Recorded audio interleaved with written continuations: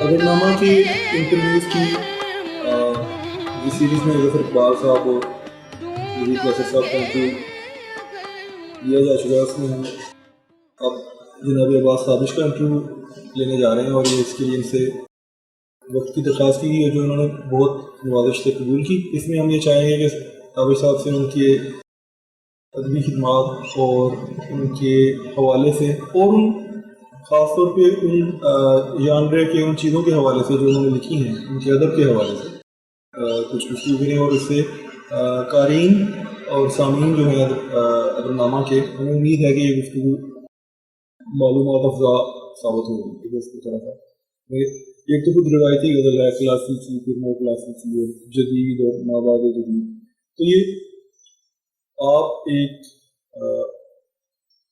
اس کے ایک ماہر کھلاڑی کی طرح آپ اس کو کیسے دیکھتے ہیں؟ اصل میں یہ سوال جو ہے اس کا تو خیر جواب ایک نشست میں ممکن نہیں ہے، لیکن میں اپنی کہیں کوشش کرتا ہوں کہ میں کوئی بات کر سکوں۔ دیکھیے، روایت جو ہے یہ ایک بڑا جنگل ہے، اور اس جنگل میں جانا بھی بہت ضروری ہے۔ بہت سے شعراء ہمارے جو کم درجے کے شاعر ہوتے ہیں وہ اس جنگل میں جا کے کھو جاتے ہیں، ان کو رستہ نہیں ملتا واپسی کا۔ لیکن وہ شاعر جس نے اپنا جواز پیدا کرنا ہے موجودہ عہد کے لیے اور آنے والے عہد کے لیے، وہ اس جنگل سے رستہ بنا کے باہر آتا ہے، اور ایک ایسی روایت کے ساتھ آتا ہے جو تازگی سے لبریز ہوتی ہے۔ تازگی جو ہے میں سمجھتا ہوں کہ یہ سب سے بڑی چیز ہے غزل کے لیے۔ نیا شاعر جو آتا ہے اس کی غزلوں میں ابتدائی طور پہ بڑی تازگی ہوتی ہے، یہ نیچرل ہوتی ہے، لیکن اگر اس کا مطالعہ ہے اور وہ روایت کے جنگل میں گیا ہے اور وہاں سے نکلا ہے تو میرا خیال میں وہ اپنی تازگی کو دیر تک قائم رکھ سکتا ہے، اس کی تازگی کبھی ختم نہیں ہوتی۔ اور جو لوگ نہیں کرتے وہ پھر اپنی تازگی کو جلد بسر کر لیتے ہیں، اور پھر اس کے بعد یا شاعری چھوڑ دیتے ہیں یا اسی کو رپیٹ کرتے رہتے ہیں۔ ایک بات اور میں یہ سمجھتا ہوں کہ بہت سے شاعر لمحہ موجود کی شاعری پڑھ کے شاعری کرتے ہیں، اس طرح بھی شاعری ہوتی ہے، لیکن اس وقت تک ہوتی ہے جب تک وہ جس کو آئیڈیلائز کر رہے ہیں وہ شاعری کرتا رہے۔ جب اس کی شاعری ختم ہوتی ہے تو ان لوگوں کی شاعری بھی ساتھ ہی ختم ہو جاتا ہے، وہ شاعری کیونکہ آئیڈیلائز کرتے ہیں۔ ایسے کئی شاعر تھے جو جن کو آئیڈیلائز کیا جاتا رہا وقتاً فوقتاً، اور جب ان کی اپنی تازگی ختم ہوئی تو انہیں آئیڈیلائز کرنے والے جو نوجوان تھے ان کی بھی وہ تازگی ختم ہو گئی، یا اسی تازگی کو بار بار وہ وہی مضامین، وہی باتیں گھما پھرا کے، لفظیات ادھر ادھر کر کے وہی باتیں کرتے ہیں۔ میں سمجھتا ہوں کہ شاعری جو ہے یہ بالکل خصوصاً غزل کی شاعری یہ لانگ جمپ کی طرح ہے، کھڑے کھڑے آپ لانگ جمپ نہیں لگا سکتے، اس کے لیے آپ کو بہت پیچھے جا کے بھاگ کے آنا پڑتا ہے، پھر آپ ایک لانگ جمپ لگاتے ہیں اور اپنی منزل جو ہے اس کی طرف رواں گواں ہوتے ہیں اور اسے حاصل کرتے ہیں۔ تو آپ نے بہت تکنیکی انداز میں اس کا سوال کا جواب دیا، بہت خوبصورت، جو خاص طور پہ روایت کے جنگل میں جانے اور اس میں سے گزر کے رستہ بنانے کی بات کی، ایک بڑی شاندار بات ہے۔ کیا اسے ایسے سمجھا جا سکتا ہے کہ جو اس سفر سے جو نہیں گزرتے، وہ آپشن جو گزرتے ہیں وہ گویا اپنے حصے کے پھل پھول کانٹے اس جنگل سے لکڑیاں اکٹھی کر کے لے آتے ہیں، جو ان کے حصے کا ہوتا ہے، جو ان کی اپنے اختیار پہ بھی ہو سکتا ہے، وہ ان عناصر پہ بھی ہو سکتا ہے جو انہیں اتنا توفیق بخشیں، جیسے بھی کہہ لیں۔ تو یہ زیادہ سفر جیسے بتا رہے تھے کہ ایک عرصے تک چلتا ہے، تو میں اس کو اس سے جوڑنا چاہوں گا سر کہ بہت سی جو اور فارمس ہیں خاص طور پہ غزل سے اگر ایک شخص ادھر ادھر ہونے کی کوشش کریں تو شاعری کی جو دوسری پرومیننٹ فارم ہمارے پاس ہے سب سے نمایاں وہ نظم کی ہے، اور نظم کی روایت نہیں ہے، ظاہر ہے یہ سب جو بہتر جانتے ہیں. تو غزل کے ساتھ ساتھ اگر آپ کچھ بات اس سلسلے میں بھی فرما سکیں کہ نظم کی روایت اور اس کے کا اردو میں آگے بڑھنا خاص طور پر باقی کنٹیکس بھی آپ دیکھیں. دیکھیے کہ نظم ابتدائی طور پر ہمارے ہاں قصیدہ، مثنوی، مرثیہ، شعر آشوب، حج، ان صورتوں میں نظم جو ہے وہ موجود ہے. ابتدا میں ہمارے یہاں نظم ہے. اچھا، جتنی بھی اصناف ہیں یہ ہمیشہ سے ایک دوسرے کے لیے سپورٹیو رہی ہے. کبھی بھی ایسا نہیں ہوا کہ آپ نظم کو الگ کر لیں اور غزل کو الگ کر لیں. میں اس کی مثال دیتا ہوں کہ مثنوی سحر البیان، میر حسن کی مثنوی جو لاجواب ہے، بے مثال مثنوی ہے. میر انیس ہمیشہ مثنوی سحر البیان کو اپنے سرانے رکھتے تھے اور بار بار پڑھتے تھے. وہ منظر نگاری، وہ ایک داستان کا تانا بانا بننا، جیسے مرثیے میں ایک پوری کہانی ہوتی ہے، پورا ڈرامہ ہوتا ہے، پورے کیریکٹرز ہوتے ہیں، کس نے کیا بولنا ہے، تلوار کا بھی کردار، وہ ہر چیز وہ انہوں نے مثنوی سے سیکھی. ٹھیک ہے.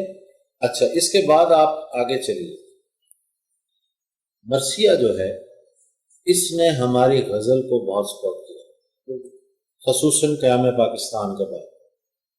پہلے بھی بہت ساری چیزیں اس میں وہ سمبلزم آتا رہا، لیکن جو ایک جبر کی فضا، جو بالکل درست فرمایا آپ نے، اس فضا میں مرثیہ نے بہت اس کا سمبلزم جو ہے وہ غزل نے اڈاپٹ کیا. یس. اچھا، میں اکثر کہتا ہوں مرثیہ بھی میں نے ایک لکھا ہے، ایک ادھورا ہے، اور مرثیہ پڑھنے کا بہت اتفاق ہوا. قیام پاکستان کے بعد کا مرثیہ جو ہے وہ مجھے ایسے لگتا ہے جیسے 2 لخت مرثیہ، موضوعاتی مرثیہ. کہ پہلا حصہ جو ہوتا ہے بڑا تخلیقی ہوتا ہے، جب وہ گریز کرتے ہیں، وہ کربلا کی طرف جاتے ہیں، تو ایسے لگتا ہے جیسے انیس کے سامنے ڈھیر ہو گئے ہیں. وہ اپنی ایک چیز بنا نہیں سکتے. لیکن میں آج بھی سمجھتا ہوں کہ غزل اس سمبلزم کو جہاں تک لے گئی ہے، غزل ہی اب مرثیے کو سپورٹ کر سکتی ہے کہ مرثیے کو، غزل کو مرثیے میں آنا چاہیے تاکہ مرثیہ ایک نیا پہن کر پیرہن کے ساتھ وہ ہمارے سامنے آئے. اچھا، اسی طرح ہمارے ہاں کئی غزلیں مسلسل موجود ہیں. اب غزل مسلسل کا تصور جو ہے وہ نظم سے آیا ہے، وہ تو پہلے نہیں ہے. پہلے یہ ہوتا تھا کہ غزل میں کہیں اگر کوئی 3-4 شعروں میں کوئی ایک بات آ گئی تو اسے قطع بند کے طور پر وہ کرتے تھے. لیکن اب بے شمار ایسی غزلیں آئی ہیں کہ جو اس میں ہے اپنا ایک مسلسل ایک موڈ بھی ان کا ایک ہے اور ایک موضوعاتی فضا بھی ایک ہے، اور اسے ایک ہی نشست میں پڑھنے کا آپ کو مزہ آتا ہے. اگر معلوم میں بھی پتہ چلا لیتا ہے، لیکن اگر ایک ہی بحر میں لکھی کتابیں آئی ہیں تو وہ ان کو صرف اس طرح کے 2-4 صفحے کے بعد مطلع ایک آ جاتا ہے، ادروائز تو ان کو بھی مسلسل غزل ہی سمجھا جا سکتا ہے. تو جو ایک ہی بحر میں اور ایک ہی کے ساتھ دیکھیے بات یہ ہے کہ بالکل ٹھیک بات کر رہے ہیں. جیسے جی مجھے معلوم ہے، اصل میں یہ سلسلہ چلا تھا فراق گورکھپوری سے. فراق گورکھپوری نے اسی بحر میں جس میں پہلی بارش ہے، اس میں انہوں نے ایک غزل لکھی تھی جو ان کے مجموعے غالباً جو انتخاب ہے شعلہ ساز اس میں موجود ہے. اس سٹائل پہ سویرا میں 5 یا 6 غزلیں جو ہیں وہ اسلم انصاری کی شاعر ہوتی ہیں. ٹھیک، ملتان والے اسلم انصاری. اس کے بعد ناصر کاظمی نے اس تجربے کو معراج پہ پہنچایا پہلی بارش کی صورت. اب پہلی بارش جو ہے وہ غزل بھی ہے، غزل مسلسل بھی ہے، وہ نظم بھی ہے، اور ایک ناولٹ کی فضا بھی اس میں انہوں نے پوری بنائی ہے پورے کریکٹر سے، تو وہ ساری اصناف جو ہیں وہ اس میں اکٹھی ہو گئی. تو اگر اس سطح پہ کوئی تجربہ ہوتا ہے یا تجربے کو آگے بڑھایا جاتا ہے تو میرے لیے وہ قابل قبول ہے. میں چاہتا ہوں اور اسے داد بھی دیتا ہوں. اگر محض لفظی بازی کری ہے اور غزل کی ردیف مینڈک رکھ لی، کتا رکھ لیا، تو بھائی یہ کام جو ہے نا وہ ہمیں سمجھ نہیں آتا. یہ اسی طرح ہے جیسے اساتذہ بھی شوق میں یا تفنن طبع کے لیے بہت طویل طرح کی بہت طویل ردیفیں رکھ کے تو بہادر شاہ ظفر شاہ اور وہ شاہ نصیر کی والی جو روایت تھی اس میں رکھتے تھے، تو ظاہر ہے وہ اس طرح آگے نہیں بڑھی. اب یہ بات بہت آپ نے بتائی کہ اگر ایک تخلیقی تجربہ جو ہے وہ کسی بھی فارم کا، ایک تو فارمز جس طرح ایک دوسرے کو سپورٹ کرتی ہیں، تو وہ مرثیے کا جس طرح تسلسل آپ نے بتایا کہ آگے غزل میں آیا اور غزل نے اس امیجری کو. اچھا سر، ایک سوال یہ بھی بنتا ہے آج کے دور میں کہ اصناف میں کچھ نئی اصناف بھی سامنے آ رہی ہیں آج کے دور میں. جو لوگ تجربات کر رہے ہیں وہ صرف لسانی تجربات نہیں کر رہے، وہ یعنی جو شاعری ہے اس کو ایک نیا رخ دینے کی کوشش کرتے ہیں، جس میں شعر و شرح یا اس طرح کی باتیں بھی سنائی دیتی ہیں.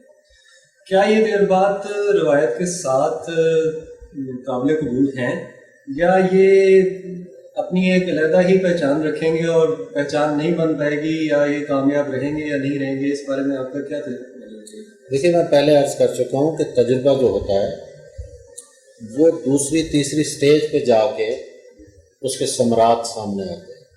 جیسے فراق کی غزل، پھر اسلم انصاری کی غزلیں، اس کے بعد پھر ناصر کاظمی کی.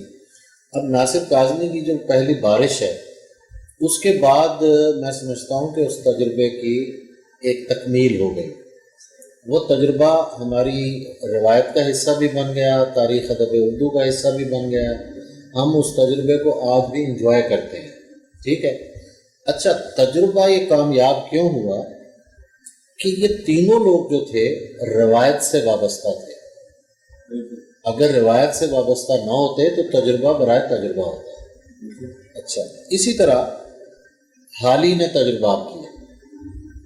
حالی بہت خوبصورت شاعر تھا، بڑا شاعر تھا. اچانک اس نے ایک ملی شعور اس میں بیدار ہوا سر سید کی تحریک کے بعد، تو وہ اچانک انہوں نے ایک جمپ لیا دوسری طرف. وہ غزلیں حالی کے قد کو بڑا بنانے میں شاید معاون نہ ہوں، لیکن میں سمجھتا ہوں کہ اگر وہ چیزیں نہ ہوتی، مسدس حالی نہ ہوتی، اگر وہ غزلیں نہ ہوتی، تو آج اقبال جیسا بڑا شاعر نہ ہوتا. ٹھیک ہے. تجربات جو ہوتے ہیں وہ اس لیول پہ جا کے متاثر کرتے ہیں، لیکن اس شاعر کے جو روایت سے جڑا ہوا ہو اور روایت کو بسر کیا ہوا ہو. آج کے دور میں اگر میوزک کی دنیا کو آپ دیکھیں تو تجربہ تو ہمیں نصرت فتح علی خان کا ہی اچھا لگتا ہے نا. اگر کوئی بندہ جو کلاسیکل میوزک کو نہیں جانتا وہ تجربہ کہ جی میں نے یہ تجربہ کیا، بھائی کیا ہوگا، ہمیں تو نہیں سمجھ آتی اس بات. تو ظفر اقبال صاحب جو ہیں، میں نہیں کہتا، وہ خود کہتے ہیں کہ میں نے غالباً 9ویں جماعت میں دیوان میر کسی کو دے دیا تھا. تو وہ ان کی شاعری نے بھی ثابت کر دیا تھا، انہوں نے دے دیا تھا. وہ نہ بھی کہتے تو ان کی شاعری سے بھی اندازہ ہوتا ہے. دیکھیے، بات یہ ہے کہ ظفر اقبال جیسے بڑے ٹیلنٹ کا شاعر جس کا بڑا کیلیبر تھا، کاش اس نے روایت کو اس طرح بسر کیا ہوتا. اس کے باوجود انہوں نے شاعری کا ایک بڑا حصہ جو ہے وہ بہت خوبصورت شاعری ہے، رجحان سازی ہے اس میں. لیکن مسئلہ یہ ہے کہ ان کی شاعری کے دو حصے ہیں. ایک حصہ وہ ہے جو مجھے پسند ہے، ایک حصہ وہ ہے جو انہیں خود کو پسند ہے. جو مجھے پسند ہے اس کی میں تعریف کروں انہیں اچھا نہیں لگتا، اور جو ان کو خود کو پسند ہے اس کی تعریف میں کر نہیں سکتا، کیونکہ یہ وہ تجربات ہیں جنہوں نے آج تک ایک بھی شاعر پیدا نہیں کیا. اب میں بعد کی نسل جو ہے اس میں آتا ہوں. ادریس بابر کی طرف۔ ادریس بابر روایت میں کھبا ہوا شاعر ہے، جو شروع میں نے انٹرویو میں بات کی کہ فریشنس لے کے، وہ فریشنس ادریس بابر کی شاعری میں موجود ہے۔ اب ادریس بابر جب اشرے کی طرف آتا ہے، اشرا ایک صنف وہ لاتا ہے، تو اشرے میں پڑھتا رہتا ہوں، اشرے میں بھی وہ لیریسزم جو ہے وہ موجود ہے، تجربہ اپنی جگہ، نئی صنف اپنی جگہ، لیکن ایک لیریکل کوالٹی جو ہے وہ موجود ہے۔ یہ تجربہ آگے بڑھ سکتا ہے اور بڑھے گا۔ پھر ایٹ دا ادر اینڈ میں ایک بات کرتا ہوں کہ یونیورسٹیز میں مجھے بھی جانے کا اتفاق ہوتا ہے، مشاعروں میں، یو ٹی میں اکثر جاتا ہوں اور یونیورسٹیوں میں، تو ہر یونیورسٹی میں مجھے ایک بڑی تعداد جو ہے وہ ادریس بابر کے فالوورز کی ملتی ہے، اور ایسے فالوورز ہیں جو شاعری کر رہے ہیں اور بالکل منفرد شاعری کر رہے ہیں۔ یہاں میں منفرد مختلف کے معنوں میں استعمال نہیں کر رہا، مختلف شعر کہنا جو ہے بڑا آسان کام ہے، آپ کوئی ردیف رکھ لیں، کوئی اور لفظیات اور قسم کی لے آئیں، وہ مختلف شاعری تو ہوگی، لوگ کہیں گے بڑی مختلف شاعری ہے، لیکن وہ شاعری جو اپنا جواز لے کے آئے، جس میں لفظیات جسٹیفائڈ ہوں، جس میں رچاؤ ہو، جس میں بات آگے بڑھے، وہ شاعری جو ہے وہ منفرد ہوتی ہے۔ اس میں بہت سے نام ہیں جو ان کے حلقہ ارادت کے ہیں، ادریس بابر کے، اور میں ان کی شاعری فیس بک پہ پڑھتا رہتا ہوں، تو مجھے اچھا لگتا ہے، اور اسی لیے میری محبت جو ہے وہ ادریس بابر کے ساتھ رہی ہے اور انشاءاللہ رہے گی۔ سر یہ تو رہی ایک صنفی انفرادیت کی بات، یا ایک نئی آنے والی اصناف اور ان کے اندر گنجائش کی بات کہ وہ اگر روایت سے جڑی ہو تو وہ آگے بڑھ سکتی ہے۔ ہماری ایک دوسری ایک بہت بڑی روایت جو ہے وہ مشاعروں کی روایت ہے۔ اب یہ پوچھنا میں یہ چاہوں گا کہ اگر یہ اصناف حقیقت میں 2-3 اشروں کے اندر، جو سالوں کے اشرے ہیں، ان کے اندر اپنی جگہ بنانے میں کامیاب ہوں گی، تو کیا ہماری مشاعروں کی روایت جو ہے اس کے اندر بھی کچھ نئی گنجائشیں پیدا ہو سکتی ہیں؟ کیونکہ ایک بڑی مونوٹنی جس کو کہتے ہیں کہ ایک یکسانیت کا شکار ہو چکے ہیں ہمارے مشاعرے، اس میں یعنی ایک واہ واہ کا کلچر، اور ایک جو بہت ساری چیزیں ایسی ہوتی ہیں جن کو ہم کہہ سکتے ہیں کہ جس میں گنجائش نہیں بنتی بہت ساری ایسی حساس باتوں کی جو کہ ہونی چاہیے، معاشرتی طور پہ ضروری ہوتی ہیں لیکن مشاعرے کا حصہ نہیں بن پاتی، تو کیا ان کی کوئی نئی گنجائش بنتی نظر آتی ہے آپ کو مشاعروں میں؟ دیکھیے بات یہ ہے، پہلی تو بات یہ ہے کہ کیا مشاعرہ جو ہے وہ معیار ہے آپ کے نزدیک؟ نمبر 1۔ نمبر 2، ہمارے بہت سے شعراء، ان میں نوجوان بھی ہیں، بزرگ بھی ہیں، جو مشاعرے کو برا بھلا کرتے ہیں، تو مشاعرہ جو ہے یہ ایک خراب چیز ہے اور اس میں نہیں پڑھنا چاہیے۔ اچھا، میں دیکھتا ہوں کہ وہی شعراء جب انہیں بلایا جائے مشاعرے میں سب سے پہلے پہنچتے ہیں، اور اس وقت مشاعرہ ٹھیک ہوتا ہے، جب انہیں نہیں بلایا جاتا تو مشاعرہ خراب ہوتا ہے۔ ایک تو ہمیں اس بحث سے نکلنا ہوگا۔ دوسری بات یہ ہے کہ دیکھیے میر صاحب نے مشاعرے پڑھے، غالب نے مشاعرے پڑھے، کوئی شاعر اگر مشاعرہ نہیں پڑھتا تو بائی چوائس نہیں پڑھتا۔ اقبال نہیں پڑھتے تھے، ٹھیک ہے، یہ تو نہیں کہ اقبال کو کوئی بلاتا نہیں تھا مشاعرے میں، مجید امجد نے ایک آدھ مشاعرہ پڑھا پھر وہ نہیں پڑھا۔ بات یہ کہ شاعری مشاعرے کی تو وہی ہوتی ہے جو اچھی شاعری ہوتی ہے، لیکن اس میں تھوڑا سا میرا خیال میں ایک پرفارمنگ آرٹ بھی بن گیا ہے۔ بہت سے شاعر ہیں جو اپنی اچھی شاعری سناتے ہوئے وہ بالکل جان چھڑا رہے ہوتے ہیں کہ جیسے وہ پڑھ ہی نہیں رہے، تو مشاعرے کی کچھ تھوڑی سی ڈیمانڈ ہے۔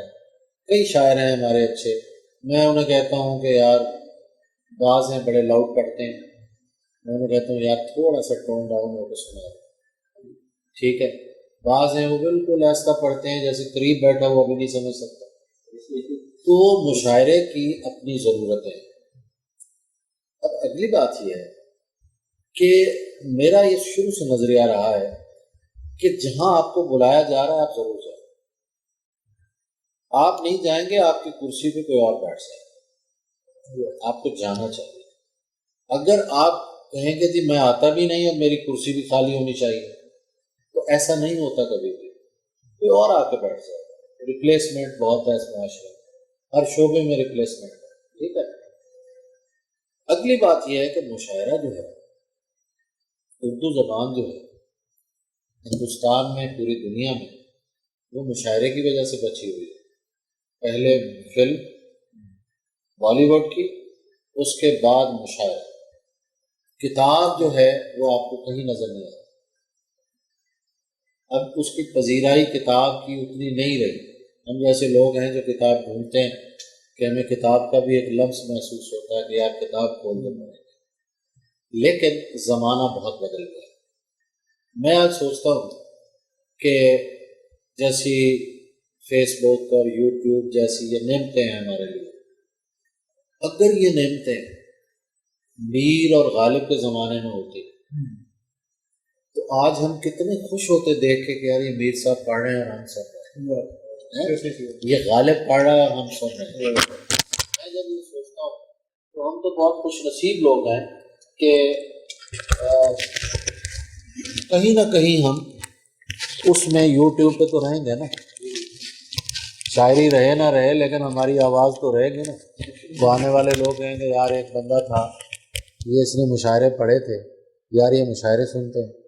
پوری دنیا میں اب جہاں بھی آپ جائیں آپ نے دیکھا ہوگا کہ لوگ مشاعرہ کو ہی سنتے ہیں اور اس میں بہتری کی گنجائش ضرور موجود ہے.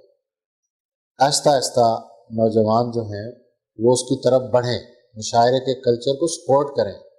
اگر آپ لوگ مخالفت کریں گے تو پھر جو ہو رہا ہے وہی ہوتا رہے گا. اعتراض کا ہے گا آپ کو. دیکھیے نا, اب یو ای ٹی کا مشاعرہ ہوتا ہے. یو ای ٹی نے اسی مشاعرہ کلچر نے, کتاب کلچر بھی تھا, مشاعرہ کلچر نے ایک پوری جماعت اچھے شعراء کی جو ہے تازہ کار شعراء کی پیدا کی. اور یونیورسٹیز میں ہو رہا ہے سارا, نئے لڑکے آ رہے ہیں. تو اس میں میرے خیال میں کوئی لڑکا ایسا نہیں ہے جو مشاعرہ نہ پڑھتا ہو. یہ چند لوگ ہیں ہمارے معاشرے میں جو اٹھتے بیٹھتے مشاعرہ مشاعرہ مشاعرہ. یہ فضول کام ہے. بھائی فضول کام ہے تو آپ ڈیسائیڈ کر لو کہ آپ نے پڑھنا کیوں ہے اس میں. حالانکہ وہ بعض اوقات وائس چانسلر کو کہہ کے جاتے ہیں. بس اب کیا بتاؤں میں آپ کو, صرف یہ نہیں کہتے, وہ کہتے ہیں ہماری صدارت بھی رکھواؤ. میں اس سوال کو سر نے جو بہت اس کے بارے میں پازیٹیو پوائنٹ آف ویو ہے اور یہ بڑا ضروری بھی ہے. یہ جو بات تھی نا کہ اگر آپ ایک سیٹ کو آکوپائی نہیں کر رہے تو پھر آپ یہ شکایت ویسے ہی ہے جیسے ہم اپنے جمہوری نظام سے کرتے ہیں کہ جمہوری نظام بہت کرپٹ ہے, اور ہم یہ بھی سمجھتے ہیں کہ سیاست بہت بری چیز ہے. تو یہ ایک تضاد ہوتا ہے کہ جب آپ وہی سمجھتے ہیں کہ سیاست یعنی طرز حکمرانی ہے ہی بری چیز, جمہوریت ایک اوائڈیبل چیز ہے, تو پھر کیا کیسی شکایت, کہاں کا شکوہ آپ کا بنتا ہے کہ کرپشن ہو رہی ہے یا معاشرے میں بگاڑ آ رہا ہے. تو سر میں اس پہ ایک بات کہنا چاہوں گا کہ جو مشاعرے میں پبلک ہوتی ہے اور پرفارمنگ اس کے پرفارمنس ہونے میں کوئی شبہ نہیں, لیکن مشہور شعراء کی بھی ایک فہرست ہے جو اچھے اور مشہور شعراء ہیں کی بات کر رہا ہوں. ان میں بھی یہ گریجولی ہوتا آیا کہ بہت سے لوگ جو تھے وہ انڈر ریٹڈ رہے, بہت مشہور اور اچھے ہوتے ہوئے جمال بہت سے لوگ. تو کچھ لوگ البتہ محض پرفارمنس کی بیس پہ بھی چلتے آئے, اچھے شاید وہ بھی تھے یا ہوں گے ابھی بھی. تو اس سلسلے میں آپ سے یہ پوچھنا چاہوں گا کہ یعنی کوئی ایسی لائن ہے جہاں سے کوالٹی اور کوانٹٹی جو ہے وہ اس کا وہ سب ختم ہو جاتا ہے کہ اب یہ صرف پرفارمنس رہ گئی. اگر کوئی آدمی مائک پکڑ کے اسٹیج پہ ایک ایلوس پریسلے بن کے گھومنا شروع کر دے. دیکھیے پہلی بات یہ ہے کہ میں نے پرفارمنس کا لفظ جو استعمال کیا ہے کہ اچھا شاعر جو ہے اسے اچھی طرح پڑھنا چاہیے مشاعرہ. یہ ان معنوں میں, پرفارمنس کے ان معنوں میں نہیں ہے کہ جن معنوں میں کوئی اچھل کود شاعر کرتے ہیں اسٹیج پہ, ان معنوں میں نہیں ہے. اچھا, جہاں تک آپ نے جمال کا ذکر کیا, جمال احسانی بہت اچھا شاعر تھا اور اس نے بڑے بڑے مشاعرے پڑھے. اللہ نے اس کو زندگی نہیں دی، ورنہ میں سمجھتا ہوں کہ وہ مشاعرہ بھی بہت اچھا پڑھتے تھے اور شاعر بھی بہت اچھے. ثروت حسین مشاعرہ نہیں پڑھ سکتے تو وہ جاتے بھی نہیں تھے. لیکن اس کا مطلب یہ نہیں ہے کہ جو مشاعرے میں نہیں جاتا وہ اچھا شاعر نہیں ہے، یہ نہیں ہے مطلب. اور جو مشاعرے میں جاتا ہے وہی اچھا شاعر ہے، یہ بھی نہیں ہے. اچھے وہاں بھی ہیں، اچھے یہاں بھی ہیں، برے وہاں بھی ہیں، برے یہاں بھی ہیں. کوئی ایسی بات نہیں. کسی حد تک آپ نے اس کا پہلے سلسلے میں بات کی ہے کہ اردو زبان اگر زندہ ہے یا تھرائیونگ ہے تو وہ ایک تو فلم کی وجہ سے ہے اور ایک مشاعرے کی وجہ سے. یہ بڑی دلچسپ بات ہے کہ یہ میں ایک سوال اس کے بارے میں کرنا چاہ رہا تھا. ایک طرح سے آپ نے اسے اس جواب میں اس کو ٹچ تو کر دیا. میں یہ پھر بھی چاہ رہا ہوں کہ جو مختلف شاعری کے علاوہ میڈیا ہیں ان کا یہ ہم عام سنتے ہیں جس طرح اسلام خطرے میں، اسی طرح اردو بھی خطرے میں ہے اور اردو مٹ گئی ہو، یہ بھی کوئی یقیناً کوئی 100 سال پرانی بحث تو ہوگی. تو یہ آپ اسے جو کہ ایک اردو کے سفیر کے طور پہ، ادب کے سفیر کے طور پہ پوری دنیا میں آتے جاتے ہیں. اور آج سے کہ کوئی آپ ایک اتفاقی یقین اٹینڈ کر رہے ہو یا آپ کے ساتھ کوئی موقع پا کے کسی نے کوئی مجلس بتا گیا رہی ہو، تو یہ سب جانتے ہیں، یہ تحصیل حاصل ہے. لیکن اس طرح آپ کو جو انٹریکشن کا موقع ملتا ہے وہاں مختلف سطحوں پہ مختلف طرح کے لوگوں سے، طالب علموں سے، اساتذہ سے، آرگنائزر سے، تو اس کے اوور آل ایکسپیرینس سے آپ ہم سے کچھ شیئر کریں کہ آپ کو کیسا نظر آتا ہے کہ اردو کا ادب کا قاری کیسے دیکھ رہا ہے، اردو کا لکھنے والا باہر کی بستیوں میں بھی، یعنی یہاں کا بھی ہمیں تذکرہ کیا وہ اس پورے سیناریو میں اگر آپ کچھ بتائیں تو وہ بہت کام کا ہے. ابھی جو بات کی میں نے کہ اردو جو ہے وہ فلم اور مشاعرہ، اس نے اردو کو سپورٹ کیا. ایک تیسری چیز جو ہے جس نے ایک انقلاب برپا کر دیا وہ ہے ویب سائٹ ریختہ. ریختہ جو ہے میرا خیال میں اردو کی دنیا کی سب سے بڑی ویب سائٹ ہے، اور ان کا ایک ہوتا ہے جشن ریختہ، میں اس میں شرکت کر چکا ہوں. وہاں میرا انٹریکشن جو ہے وہ ہندوستان کی نئی نسل سے ہوا.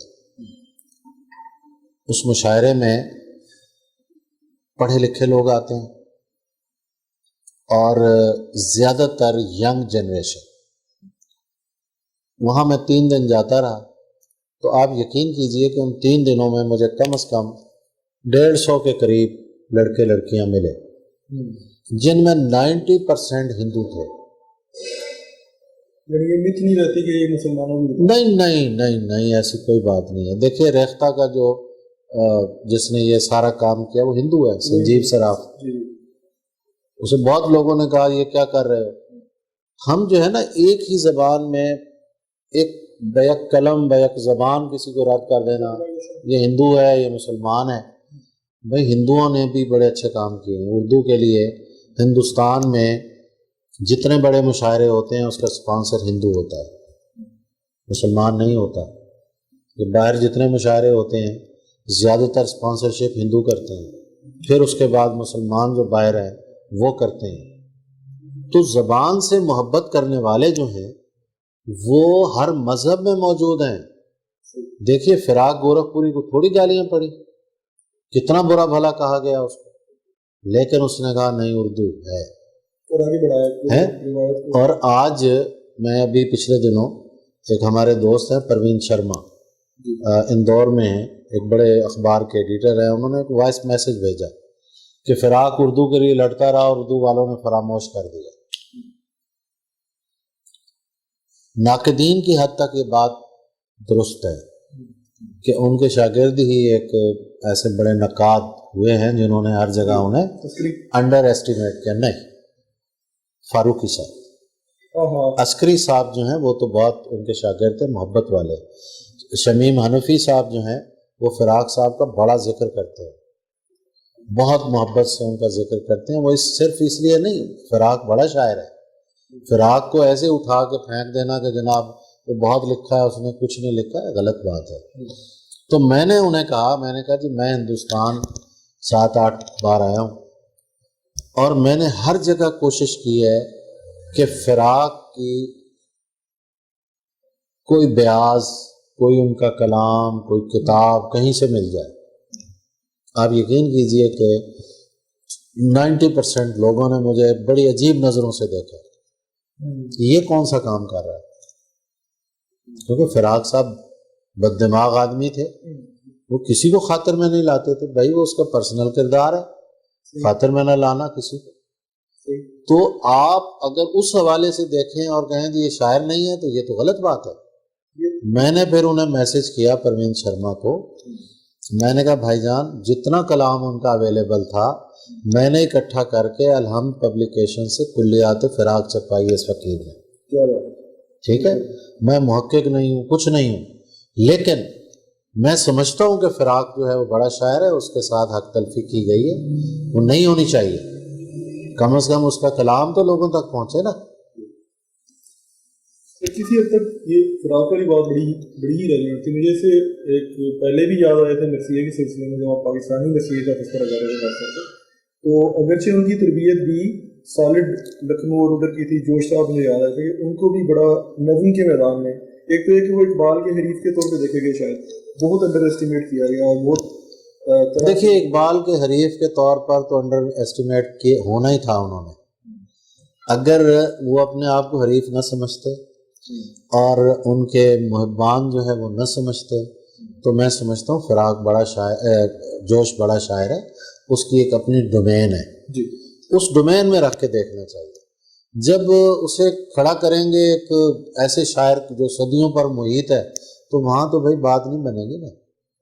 اچھا سر، یہاں ایک مزید سوال ملتا ہے، تو کہیں آپ نے یہ ریزسٹنس کا سامنا دیکھا کہ کیونکہ مختلف لوگ چاہتے ہیں کہ ان کی ایک ایجنڈے کے تحت جو ہے مشاعرہ پڑھا جائے یا کچھ اور، یعنی فضا قائم کی ہوتی ہے ان لوگوں نے، تو یہاں مختلف گروہ بندیاں ہیں جن کو آپ مانے نہ مانے وہ اپنی جگہ موجود رہتی ہیں اور ہر دور میں بھی ہوتی ہیں، صدیوں سے چلتی ہیں، کیا ان کا صدق ضروری ہے یا ان کو کوئی، یعنی ان کے ساتھ بھی جو ہے اچھا شاعر یا جنرل شاعر جو ہے اپنے آپ کو میچ کر سکتا ہے؟ جس طرح آپ نے تو بڑے اچھے طریقے سے ہر جگہ آپ نے عوامی مقبولیت حاصل کر لی، تو کیا ہر بندے کے لیے ممکن ہے؟ آپ نے دیکھیے میں سمجھ گیا ہوں بات کو، گروہ بندی ہر دور میں رہی ہے، ٹھیک ہے؟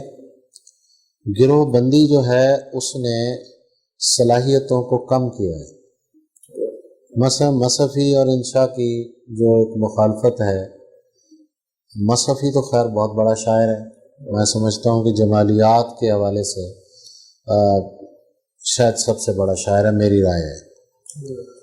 اچھا، لیکن وہ بھی پڑ گیا اسی کام میں، لنگور کی گردن، امچور کی گردن، اور ادھر سے جواب آ رہا ہے ادھر سے آ رہا ہے۔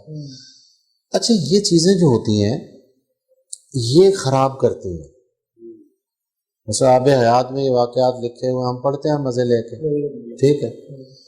تو لیکن اس کی ادب میں کیا کنٹریبیوشن ہے؟ میں اس گروہ بندی کا قائل ہوں جس کی ادب میں کنٹریبیوشن ہے۔ مثلا غالب ہے نا، غالب اپنی ذات میں گروہ تھا، ادھر دربار کے سارے لوگ تھے، ابراہیم ذوق، ٹھیک ہے؟ اچھا، اب غالب جو ہے، غالب اس طرح نہیں اٹیک کرتا تھا جس طرح یہاں کوئی مجھ سے کوئی گلا ہے کسی کو تو اٹھ کے کوئی تہمت لگا دے گا، کوئی بات جو منہ میں آئے گی کر دے گا، غالب اس طرح نہیں کرتا تھا۔ دیکھیے ان چیزوں کو میں کہتا ہوں کہ جو بھی گروہ آپ کے خلاف کام کر رہا ہے نا، آپ مت ریئیکٹ کریں، میرا یہ شروع سے نظریہ رہا ہے۔ مجھ پہ پتہ نہیں کیا کیا الزامات لگائے گئے، ہر حوالے سے لگائے گئے، میں نے کبھی جواب نہیں دیا، کبھی بھی۔ اور یہ نہیں کہ مجھے تکلیف نہیں ہوتی، مجھے بہت تکلیف ہوتی تھی، اور میں چپ کر گیا۔ اللہ نے اس چیز کو میری انرجی بنایا، اس کی ریفلیکشنز میری شاعری میں ہوں گی، لیکن وہ ریفلیکشنز ورسیفیکیشن نہیں ہے۔ میں نے ایک شعر لکھا کہ اور تو جانتے کیا ہے رہا گالی دینا، گالی دینا بھی میرے یار کہاں جانتے ہیں، غزل کا شعر تھا۔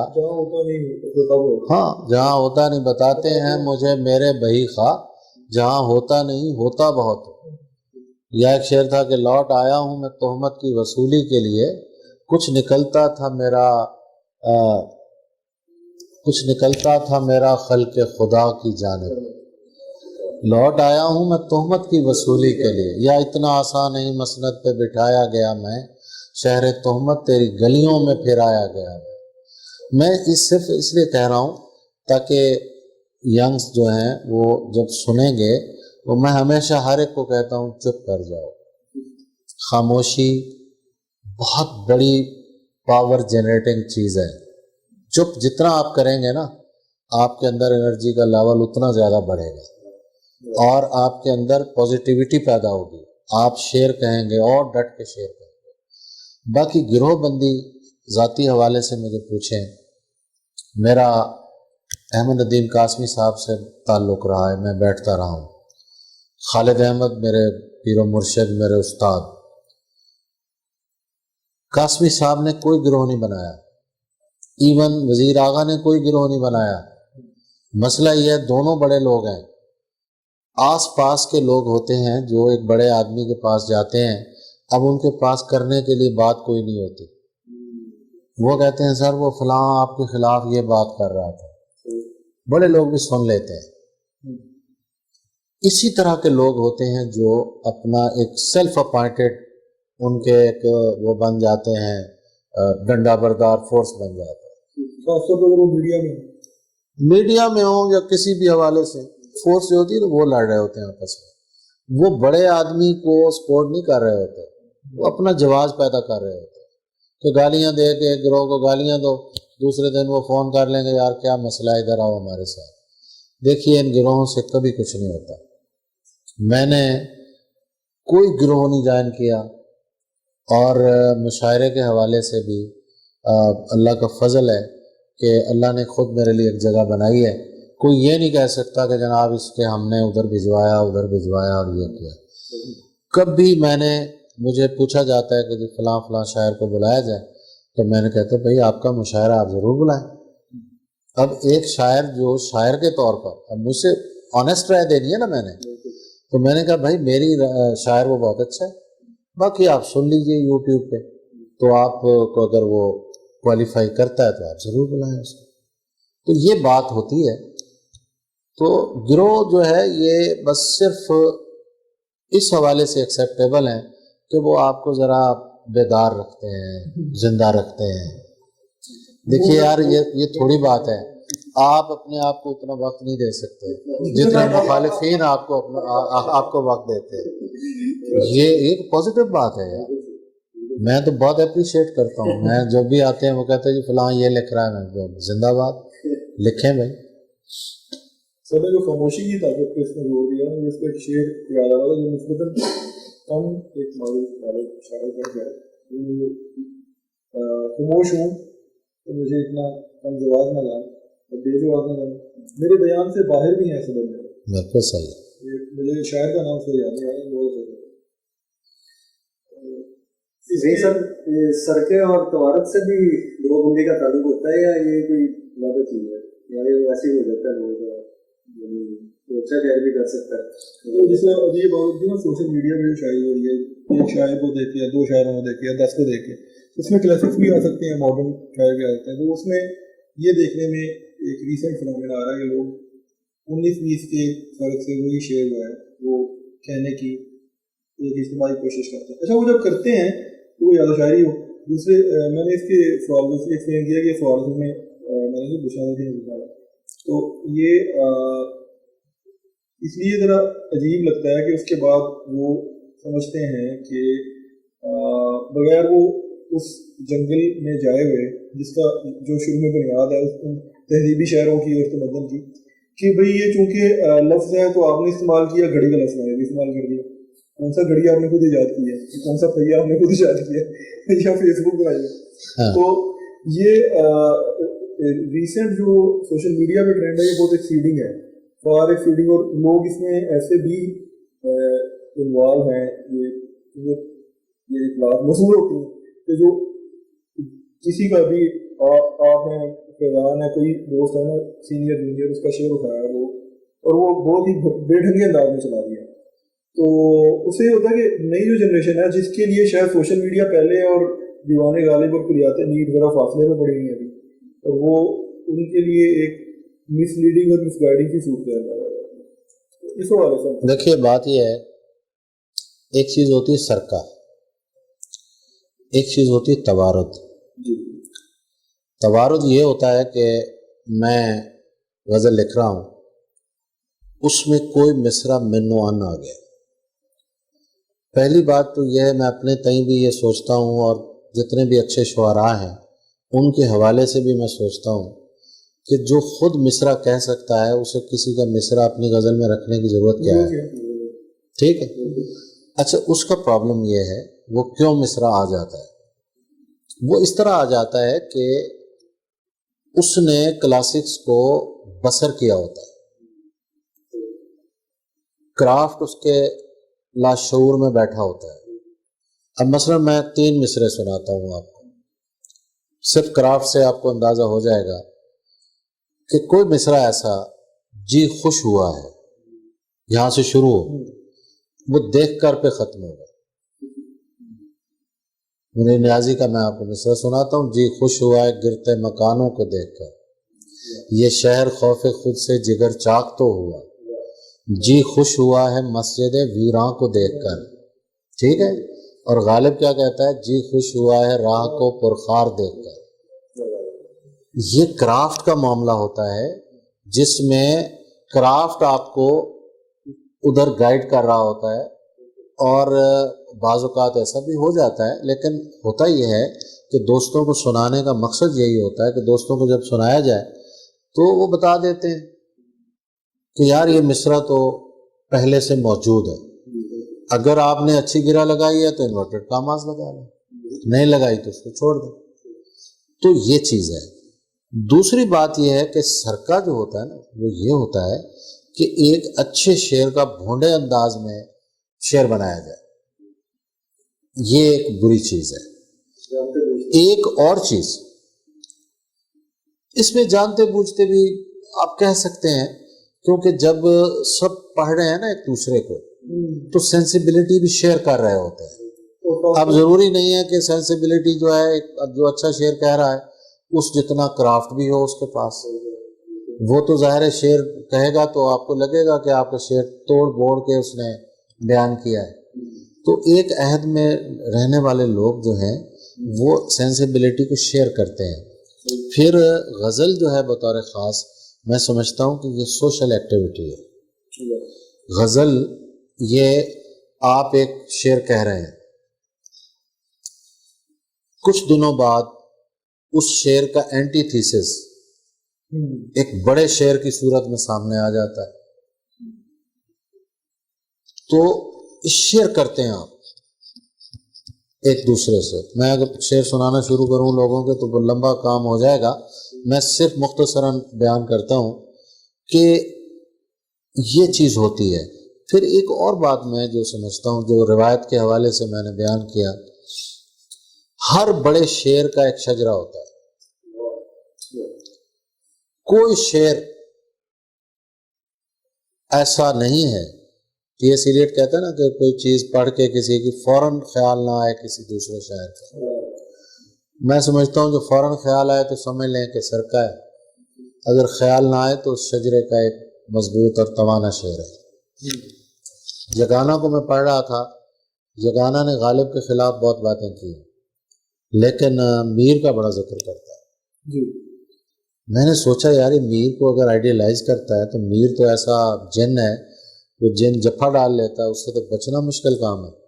تو کہیں تو میر ہوگا نا, تو میر ہے اس میں, لیکن وہ یگانہ کے لباس میں موجود ہے, میر اپنے لباس میں موجود نہیں ہے. وہ کیسے ہے کہ علم کیا, علم کی حقیقت کیا, جیسی جس کے گمان میں آئی, یہ کنارہ چلا کہ ناؤ چلی, کہیے کیا بات دھیان میں آئی, یہ توہم کا کارخانہ ہے یا وہی ہے جو اعتبار کی, جیسی جس کے گمان میں آئی. اب یہ میں یہ نہیں کہہ رہا کہ اس نے سرکہ کیا ہے, مضمون اٹھایا ہے, نہیں بھائی. غزل جو ہے یہ اس کا شجرہ ہوتا ہے. جو شجرے کو جانتا ہے وہی شجرے کی قدر کرے گا. جو شجرے کو نہیں جانتا وہ اسے توارد بھی کہے گا, سرکہ بھی کہے گا. اقبال کو کہنے والے بھی بہت لوگ ہیں کہ جناب اس نے یہ فلاں سے اٹھایا, فلاں سے اٹھایا. غالب کے بارے میں شہزاد صاحب کا ایک مضمون میں نے پڑھا تھا, بائیں ہاتھ کی تحریر. اس کا بھی یہی مفہوم تھا کہ ادھر ادھر سے اٹھا کے غالب بن گئے. بھائی اگر ادھر ادھر سے اٹھا کے غالب بنتا ہے تو پھر سب کیوں نہیں بن جاتا؟ سر یہ ویسے میں اسلام کا جو تھا نا وہ ان لوگوں کا اس میں ایشو زیادہ تھا جو بس ادھر ادھر سے اٹھا سکتے ہیں لیکن غالب بننے کے کوئی امکان نہیں. مت نوٹس کریں, مت نوٹس کریں. دیکھیے کرافٹ جو ہے نا وہ بڑی زبردست چیز ہے. جس کو کرافٹ آتا ہے نا, سینسیبلٹی سب کے پاس ہے. یہاں گرمی ہے تو آپ کو بھی لگے گی, مجھے بھی لگے گی, انہیں بھی لگے گی. اب گرمی کا بیان کس نے کرنا ہے؟ یہ تو محنت ہنر آتا ہو اور توفیق کا معاملہ ہے کہ اللہ جسے توفیق دے دیتا ہے وہ اس کی زبان سے وہ چیز ادا ہو جاتی ہے. باقی دیکھتے رہتے ہیں. زیادہ تر لوگ جو ہوتے ہیں نا ان کے شعر نہیں اٹھائے جاتے. مسئلہ یہ ہے کہ ان کے دل میں بھی وہی بات ہوتی ہے, وہ کہہ نہیں پاتے. ایک آدمی کہہ جاتا ہے, وہ کہتے ہیں ہماری جو چوری ہو گئی ہے, دل سے چوری کر لی ہے. بیٹھ جاتا ہوں کسی بھی سفر میں یاد آتی ہے, اس طرح چلتا ہے. لیکن میں سمجھتا ہوں کہ چراغ سے چراغ جلانا جو ہے یہ ابتدائی طور پہ اچھی چیز ہے, لیکن شاعر وہی ہے جو چراغ سے آفتاب بنائے. یہ تو افراد کا رول تھا. شاعر ایک فرد ہے اور ایک سماجی فرد بھی ہے, ایک ادبی شخصیت بھی ہے. اس کا اپنی روایت سے, جدت سے, اپنے دور سے اور میر و غالب اور اس سے پہلے سے چلے آتے دور سے آج تک کا بھی تعلق ہے. وہ آپ نے جیسے مختلف سوالوں میں بتایا. ایک یہ ہے کہ جدید ریاست جس طرح ڈیولپ ہوتی گئی, پہلے بھی ادارے تھے جیسے بادشاہ تھے لوگ اور نواب تھے اور وہ ان کے یہاں سرپرستی کا ادب کی یا فن کی. یورپ میں بھی یہاں بھی ایک ہی تھا, ایسا نہیں ہے کہ صرف یہاں تھا. تو وہ سلسلہ تھا. بعد میں ہوا کہ ان کاموں کو گوروں نے آگے جب یہ روایتیں جمہوریت سمیت میں نظر کی ہیں تو انہوں نے ان اداروں کو بھی جس طرح فورفیلنگ کالج سے وہ تاریخ شروع ہوتی ہے, بہت سارے ادارے بنائے تاکہ لغات مرتب رہیں, موقعوں کا کام کریں اور وغیرہ وغیرہ. بہت سی تحریکوں کو انہوں نے جنم دیا. میں سر یہ پوچھنا چاہ رہا ہوں کہ خاص طور پہ آزادی کے بعد, اس سے پہلے بھی آپ دیکھیں گے اس کے کمپیرزن کے لیے اگر آپ مناسب سمجھیں تو بات کر سکتے ہیں اور وہ بڑی انلائٹنگ ہوگی کہ جو اداروں کا ہمارے کردار رہا ہے ادبی اداروں کا وہ کیا رہا ہے آپ کی نظر میں, اور یا کیا ہونا چاہیے تھا یا کیا ہونا چاہیے اب, کیونکہ وقت تو آگے جا رہا ہے اور ادارے بھی یہ موجود ہیں اور یہ ڈائیورسیفائی بھی ہو رہے ہیں, سکڑ بھی رہے ہیں. آپ نے اس کو ایک بہت بڑے ادارے سے آپ وابستہ بھی رہے ہیں اور بہت سی سطح پہ آپ نے یہ دیکھا ہے. نہیں, ادبی ادارے سے مراد سرکاری ادارے, ادبی ادارے مراد سرکاری ادارے, اور اب کسی حد تک وہ بھی جو ادب کے سے وابستہ بہت بڑے ادارے ہوں گے, یعنی جو پالیسی میکنگ کی حیثیت رکھتے ہیں ان کو. دیکھیے بات پتہ کیا ہے, سرکاری تک آپ پتہ ہے میں سمجھتا ہوں سرکاری ادارہ جو ہوتا ہے نا اس کا کام آپ کو ادبی مقام دلانا نہیں ہوتا. ہمارے بہت سے شاعر یہ سمجھتے ہیں کہ اکیڈمی ادبیات ہے تو اس نے ہمیں نظر انداز کیا, اور یہ بات اس وقت زیادہ سامنے آتی ہے جب کانفرنس ہو رہی ہوتی ہے. جی ٹھیک ہے نا, جو مشاعرہ اس طرح کوئی مشاعرہ ہو گیا. بات یہ ہے کہ اکیڈمی ادبیات کا کام یہ نہیں ہے. اکیڈمی ادبیات کا کام کیا ہے, کچھ شخصیات پہ کتابیں چھاپنا. اس کا کام یہ ہے کہ ایک رائٹرز ہاؤس بنایا ہوا ہے, کو ہم جیسے لوگ جاتے ہیں تو وہاں ٹھہر جاتے ہیں. اس کا کام ہے کتابوں پر انعام دینا. اب وہ کتابوں کا فیصلہ اکیڈمی ادبیات نہیں کرتی, وہ ججز کا پینل ہوتا ہے وہ فیصلہ کرتا ہے. اس سے آپ اور میں اختلاف کر سکتے ہیں لیکن وہ ایک کتاب کو انعام دیتے ہیں. ٹھیک ہے, ہر شعبے کی کتابوں کو.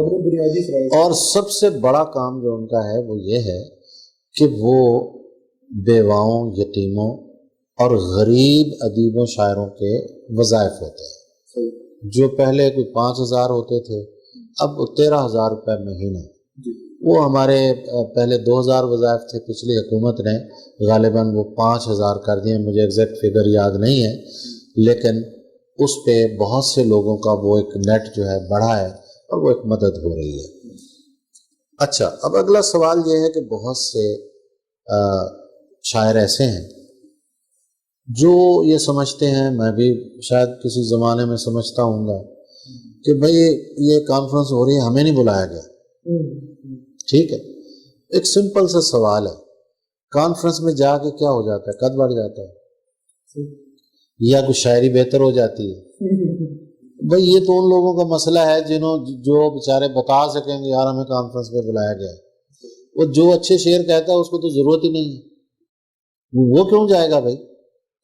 بلا لیں تو یہ ان کی عزت میں اضافہ ہے، تو بلاتے ہیں ایسے لوگوں کو اور وہ جاتے ہیں، تو رول اتنا ہی ہے، باقی مطلب سپرفیشل کاسمیٹک رول ہے۔ یس، ایسے سمجھ لیں، باقی ہماری تخلیق میں وہ ان کا کوئی رول نہیں ہے۔ یہ بادشاہت تو ہے نہیں کہ اس طرح کہ بادشاہ کا استاد ہو اور اس کا وظیفہ ہو کہ اسے ہاتھی انعام میں دیا جائے، تو یہاں جو ہے یہاں تو نہیں ہے ایسا، یہاں نہیں ہے ایسا۔ سر یہ شعراء کی تربیت اور تعلیم کے لیے کیا یہ استادوں کا جو ادارہ تھا جو کہ رجسٹر تو کہیں نہیں ہوتا، ہاں، جو موجود ہے، کیا وہ صحیح کام کرتا نظر آ رہا ہے آپ کو؟ دیکھیے بات یہ ہے کہ اس چیز کو بہت ساری خوبیوں کے ساتھ فیس بک نے خراب کیا ہے۔ پہلے یہ ہوتا تھا کہ شاعر کی زندگی میں اجلت نہیں ہوتی تھی۔ مجھے یاد ہے کہ 83 میں چھپنا شروع ہوا فنون میں، تو اگلے فنون آنے تک کوشش کرتے تھے کہ یار کوئی 2-3 غزلیں ایسی ہو جائیں جو قاسمی صاحب واپس نہ کریں، چھاپ دیں، ٹھیک ہے۔ تو پھر بھی دھڑکا لگا رہتا تھا کہ جب فنون آئے گا اس میں غزل ہماری ہوگی یا نہیں ہوگی، اور تقریباً 22-23 برس جو ہے وہ اسی دھڑکے میں ہم نے گزارے فنون میں چھپتے ہوئے۔ آج کوئی دھڑکا نہیں ہے۔ آج کیا ہے، وہ ایک پرانی کہاوت ہے کہ کاتا اور لے بھاگی۔ اب تو بھائی ادھر غزل ہوئی اور ادھر فیس بک پہ ڈال دی، ٹھیک ہے۔ پھر ان باکس لوگ ایک دوسرے کو جس طرح کہتے ہیں کہ میں نے آپ کی غزل پہ کمنٹ کیا تھا، آپ کیوں نہیں کرتے، آپ بھی کریے۔ بہت سے لوگ ہیں، میں پوچھتا ہوں ان سے کہ بھئی آپ نے یہ کمنٹ کیا غزلوں پہ، پڑھ کے کی؟ کہتے اتنا وقت کہاں ہے ہمارے، نام دیکھنا ہے تو نام دیکھتے ہی بس واہ لکھا اور آگے گئے، وہ ادھر حاضری لگ گئی۔ ایک دوست ہمارے ہیں، آفیسر ہے، نام میں نہیں لوں گا، دل آزاری ہوگی کیونکہ جرنلائز کر رہا ہوں بات۔ میں نے ان سے پوچھا آپ کی غزل آتی ہے تو 300-400 کمنٹس 15 منٹ میں آ جاتے ہیں، تو کیا خیال ہے کہ ایک غزل آپ لگاتے ہیں تو 400 لوگ ایک ہی وقت میں آپ کی فرینڈ لسٹ میں آن لائن ہوتے ہیں؟ اس نے کہا نہیں، میں 300 سے 350 کمنٹس اپنے دفتر سے لے کے چلتا ہوں۔ یس بالکل، وہ اپنے سب عملے کو کہتے ہیں کہ غزل آ رہی ہے اور ٹھکا ٹھک اس پہ جو ہے نا کمنٹس ڈالتے۔ تو یہ چیز جو ہے اس نے بہت خراب کیا ہے۔ اب اس صورت میں آپ مجھے بتائیں کہ بے وزن غزل بھی لگی ہوئی ہے، اس پہ بھی 600 کمنٹس ہیں، 1000 کمنٹس ہیں۔ استاد جو ہے اس کا ہونا بہت ضروری ہے۔ ضروری کیوں ہے کہ شاعری جو ہے میرے نزدیک ہنر ہے۔ آپ زندگی میں کوئی بھی ہنر جو ہے وہ بغیر استاد کے نہیں سیکھ سکتے۔ علم آپ بغیر استاد کے حاصل کر سکتے ہیں، کتاب پڑھ لیں، لیکن شاعری استاد کے بغیر نہیں ہوتی۔ کہ کوئی تو بندہ ہو نا یار جو آپ لکھ کے لے جائیں اور وہ کہے یار کیا بکواس غزل لکھی ہے اسے، یار ٹھیک کرو، اچھے شعر کہو، آگے بڑھو. اب تو کوئی کسی کا کوئی ہارٹ کرنے والا ہے ہی نہیں. اگر جب ہوتا ہے کوئی کہتا ہے یار یہ کیا غزل ہے، اگلے لمحے بلاک کیا، ڈیلیٹ کیا، چلو جاؤ چھٹی. ہاں ظاہر ہے ظاہر ہے. یہ بات تو میری برداشت کے سرے سے باہر ہے نا، کہ اگر کوئی ایون بے وزنی کی پوائنٹ آف ویو ہے تو وہ بالکل آؤٹ آف فیشن ہو چکی ہے. پھر میں ایک اور چیز جو مجھے جس کا بڑا افسوس ہے کہ کئی اچھے شعراء نئی نسل کے جو 90 کی دہائی میں اس کے بعد کے بھی ہیں شعراء جو جن کی اٹھان بہت اچھی تھی، اب انہوں نے فیس بک اور اپنے پیج کی فالوئنگ کے لیے وہ اپنے آپ کو اتنا نیچے گرا لیا کہ غزلیں پڑھ کے افسوس ہوتا ہے. انہیں کہا بھی جائے تو وہ کہتے ہیں کہ ہمارے اتنے فالوورز ہیں، تو اللہ انہیں فالوورز ان کو مبارک ہوں. لیکن اچھی غزل جو ہے اس کے لیے تو ہماری جان حاضر ہے. کوئی اچھی غزل میں دیکھتا ہوں کہیں پڑھتا ہوں تو مجھے اچھا لگتا ہے. اور اساتذہ کی جو اس ادارے کی آپ بات کر رہے ہیں، کچھ ہم لوگ اسی نسل سے تعلق رکھتے ہیں کیونکہ اس لیے میں یہ باتیں ہم نے سنی ہیں تو اس لیے آپ کے سامنے رکھتے ہیں. تو پرٹیکولرلی ہم نے کئی لوگ یہ بھی سنا کہ بہت سارے استادوں نے ہی ایک پوری لابی رکھی ہوتی ہے، تو 10-12 ان کے جو اسٹوڈنٹس ہوتے ہیں انہیں کی چیزوں میں سننے میں ہی آتا ہے کہ وہ استعمال کی جاتی ہے. تو کیا یہ یعنی اس کی پہچان کیا ہے کہ جی آپ کو ایک اچھا استاد ملے گا، یا یہ ادارہ جو ہے کیونکہ رجسٹرڈ نہیں ہے نہ اس کا کوئی والی وارث ہے، جب استاد ڈھونڈنے نکلتے ہیں تو ایسے ہی جیسے پیر مرشد ڈھونڈنے نکلے ہوئے ہیں اور اس کا یعنی ایسی بات نہیں ہے. دیکھیے استاد کیا ہوتا ہے، جس سے آپ قربت محسوس کرتے ہیں اپنی، ٹھیک ہے، جس کی بات آپ کو سمجھ آتی ہے، ٹھیک ہے. اگر اس کی بات آپ کو سمجھ آ گئی تو آپ سیکھ جائیں گے. زندگی میں ہمیں بعض سبجیکٹس میں دلچسپی ہوتی ہے بہت. مثلا میں میٹرک میں تھا تو باقی سبجیکٹ مجھے بہت آتے تھے، میتھ نہیں آتا تھا. ٹیوشن رکھی، اب وہ میرا ٹیچر مجھے سمجھا رہا ہے، مجھے سمجھ ہی نہیں آ رہی سمجھ. میرا کلاس فیلو تھا ملک ارشد رمضان، اللہ اسے غریق رحمت کرے، بہت بریلینٹ اسٹوڈنٹ تھا. میں تو خیر ایک میڈیوکر، شروع سے میڈیوکر رہا ہوں. تو اس نے مجھے کہا ایک دن، وہ میرا بڑا اچھا دوست تھا، ہم شہر کی گلیوں میں اکٹھے پھرتے رہتے تھے. ایک دن اس نے مجھے کہا، کہتا ہے یار جب تجھے ٹیچر کہتا ہے نا کہ تو فیل ہو گیا ہے تو مجھے بڑا دکھ ہوتا ہے. تو میں نے کہا اس کا حل کیا ہے؟ میں نے کہا سمجھ ہی نہیں آتی. کہتا کل سے تجھے میں پڑھاؤں گا. وہ چونکہ میرا دوست تھا، اس نے مجھے سمجھایا تو مجھے سمجھ آ گیا. میتھ اصل چیز ہوتی ہے شاعری میں انٹرسٹ پیدا کرنا. آپ کا دوست آپ کا استاد ہو سکتا ہے، یہ ضروری نہیں ہے کہ استاد کے کوئی کلگی لگی ہوتی ہے، کوئی فلاں عہدے پہ بیٹھا ہو.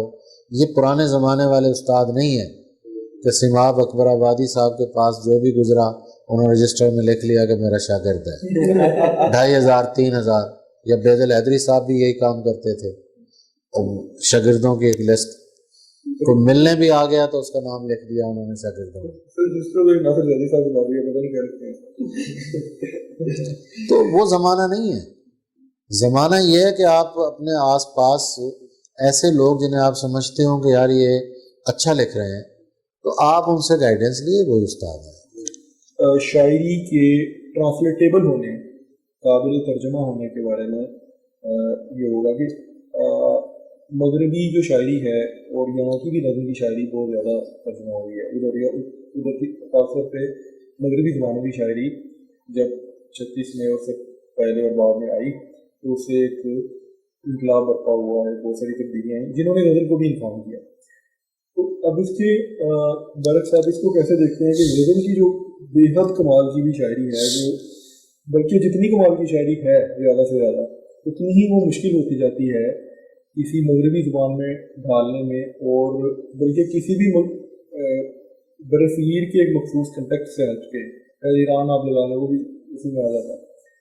تو یہ جو ڈائلیما ہے کہ ہم اردو میں تھاٹس ریسیو کرنے کے تو اہل ہیں، ہم ان کو اپنے تہذیبی تناظر میں آگے بڑھانے کے لیے اہل ہیں، ہمارے جو قادر الکلام شعراء ہیں اساتذ ہیں، لیکن وہ اگر میں ایک ترجمہ کار کے طور پر پوچھوں کہ میں یہ پہنچا نہیں سکتا کہ کتنا کمال کا یہ شعر لکھا گیا ہے، اس میں کیا کیا خوبیاں ہیں، اللہ کے میں ساتھ ایک کتاب لکھوں۔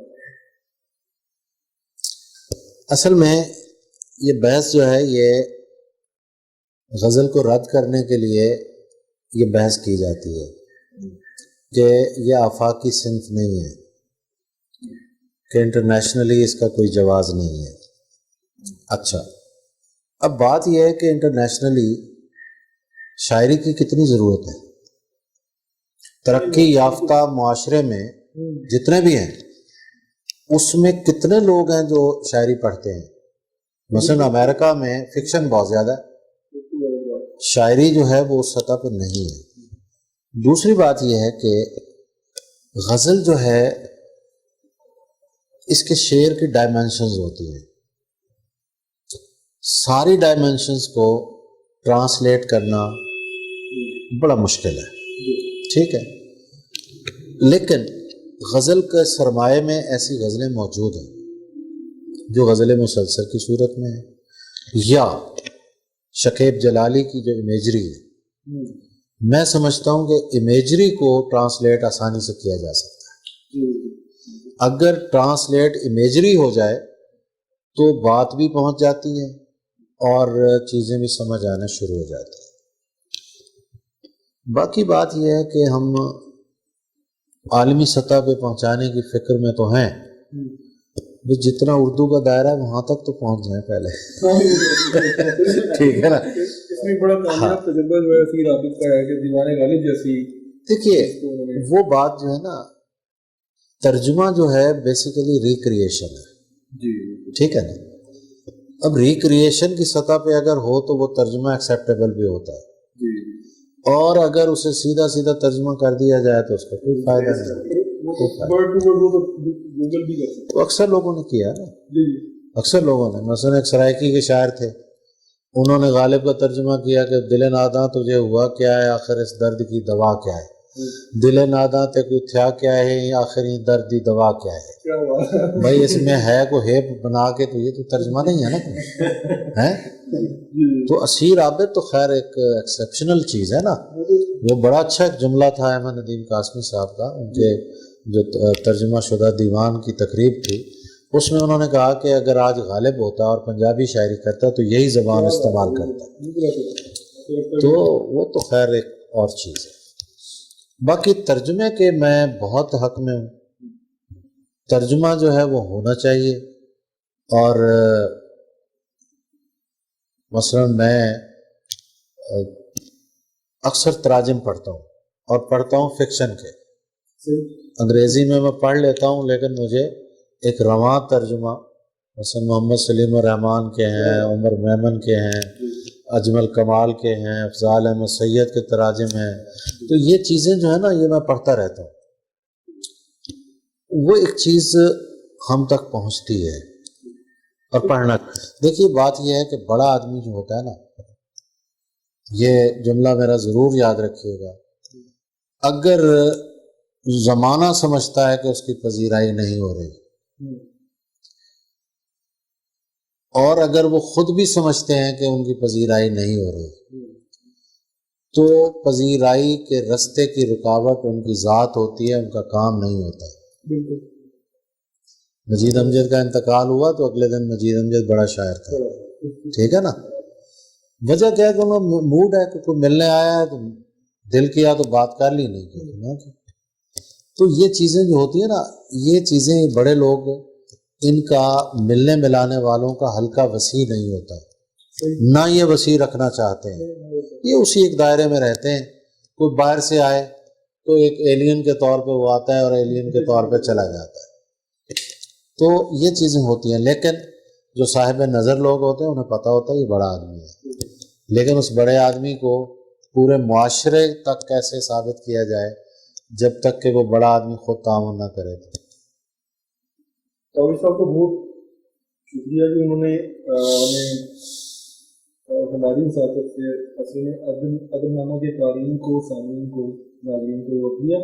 और ये जैसे उन्होंने शुरू में पहले ही एक सवाल के जवाब में कहा कि अकेले सवाल पे भी मैं पूरी निशस्त तक गुफ्तगू कर सकते हैं, तो एक महदूद वक्त में कुछ ना कुछ अहम टॉपिक्स हैं वो छेड़ेंगे और जिनका ताल्लुक रिवायत से लेके इस सोकाल मौलाना जदीद तक भी था। और हमने कौरी साहब से इस गुफ्तगू के दौरान सवाल किए, उनके जवाब से सीखने की कोशिश की, और ये उम्मीद है देखने वालों को, सुनने वालों को भी इससे फ़ायदा होने का मौका मिलेगा। ख़ासतौर पे नए लोगों को जिनके लिए कौरी साहब एक बहुत बड़ा नाम है, उनकी शायरी मैंने सुनी है, तो ये उनकी गुफ्तगू और उनके ख्यालात जो है उनका समझाना चाह रहा है। इसके लिए कौरी साहब का एक बार फिर बहुत शुक्रिया। मैं भी adabnama.com का शुक्रगुजार हूँ कि मुझे उन्होंने मौका दिया कुछ बातें करने का। मेरी कोशिश होती है कि शायरी के साथ साथ नई जनरेशन जो है उस तक मैं अपना पैगाम पहुँचाऊँ कि, और पैगाम मेरा यही है कि अदब जो है ये इश्क है, ये डिवोशन का नाम है।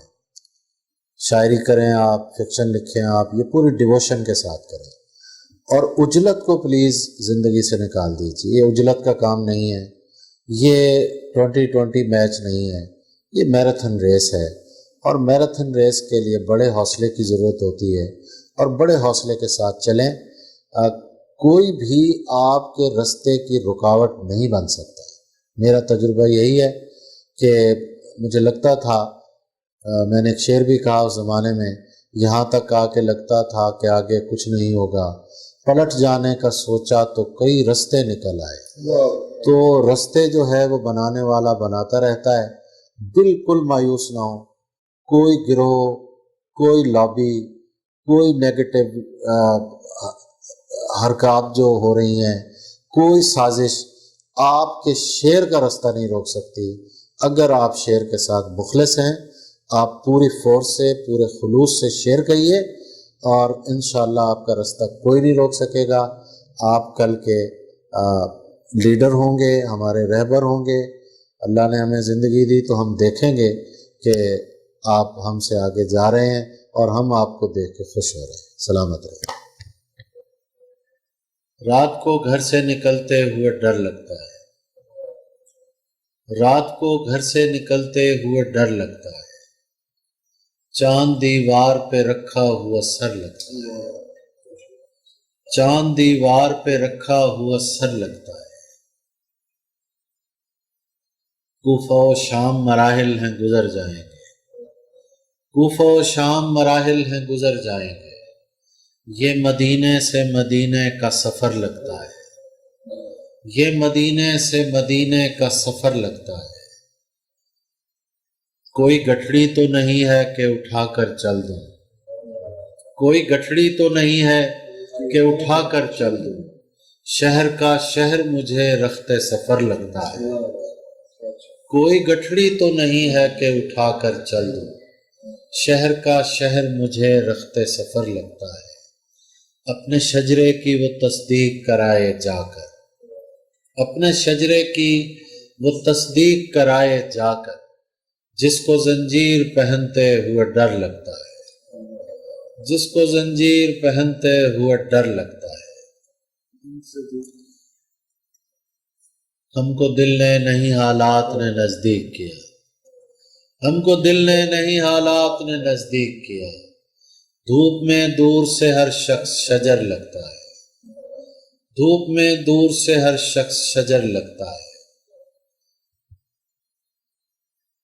मुझसे तो दिल भी मोहब्बत में नहीं खर्च हुआ, मुझसे तो दिल भी मोहब्बत में नहीं खर्च हुआ। तुम तो कहते थे कि इस काम में घर लगता है, तुम तो कहते थे कि इस काम में घर लगता है। एक मुद्दत से मेरी माँ नहीं सोई ताबिश, एक मुद्दत से मेरी माँ नहीं सोई ताबिश, मैंने एक बार कहा था मुझे डर लगता है,